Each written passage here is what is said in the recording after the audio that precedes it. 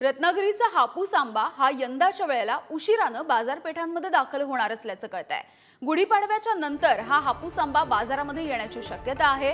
अवकाळी पाऊस आणि उशिरा सुरू झालेली थंडी या सगळ्याचा परिणाम यंदाच्या वेळेच्या आंब्याच्या उत्पादनावरती होतोय आणि उत्पादनावरच परिणाम झाल्यामुळे आता हापूसचे भाव सुद्धा कडाडण्याची शक्यता आहे।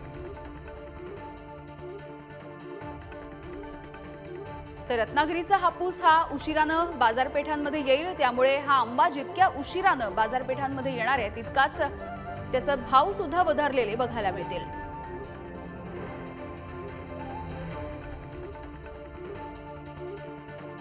तर अवकाळी पावसाचा आणि उशिरा सुरू झालेल्या थंडीचा या आंब्याच्या उत्पादनावरती परिणाम झालेला आहे। आंब्याला मोहर अत्यंत उशिरा यायला सुरुवात झालेली आहे आणि त्यामुळे या सगळ्याचा परिणाम इथे जाणवतोय।